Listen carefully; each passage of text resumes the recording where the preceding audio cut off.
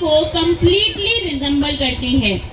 हमारी भारतीय संस्कृति में भी कहा गया है यत्र नार्यस्तु पूज्यन्ते रमन्ते तत्र देवता, अर्थात जहाँ नारी की पूजा की जाती है, जहाँ नारी को पूजा जाता है, देवता वहाँ वास करते हैं, यानी कि देवता वहाँ उपस्थित होते हैं। माँ Durga is not just a mythological figure, she is the living strength in every woman who faces challenges with courage. As a mother, she nurtures. As a daughter, she brings joy. As a teacher, she guides with wisdom. And as a leader, she inspires the change.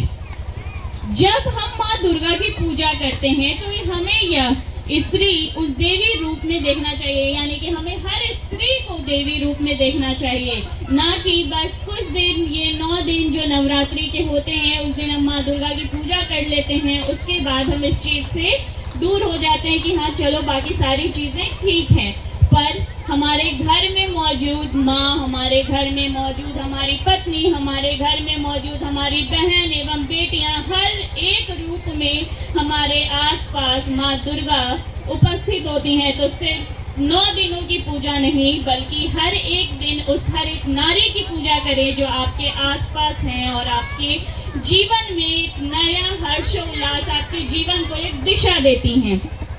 Navratri के 9 दिन माँ दुर्गा के 9 रूपों की पूजा की जाती है। These 9 forms are not just religious stories but also life lessons.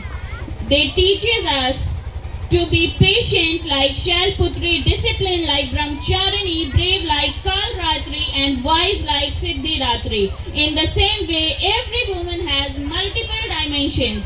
She can be gentle yet strong, emotional yet determined, soft-spoken but fearless.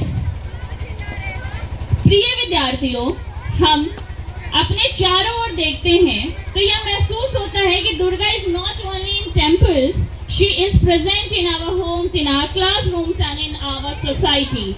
The mother who sacrifices her dreams for her child is Durga. The teacher who dedicated herself to shaping young minds is Durga. The daughter who fights against social barriers is Durga. इसलिए स्त्री हमें शक्ति देती है और स्त्री हर रूप में पूजनीय है। इसलिए हमें हर स्त्री में वही शक्ति देखनी चाहिए जिसे हम माँ दुर्गा में देखते हैं। Because when a woman rises, an entire generation rises with her. Therefore, respect women, empower women and recognize the goddess within them. याद रखिए, नारी केवल परिवार की नहीं बल्कि पूरे समाज की आधारशिला होती है।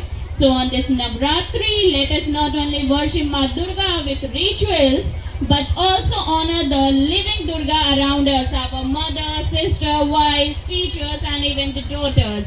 Let us awaken the Shakti within ourselves and walk on the path of courage, compassion, and respect. That's all from my side for this occasion.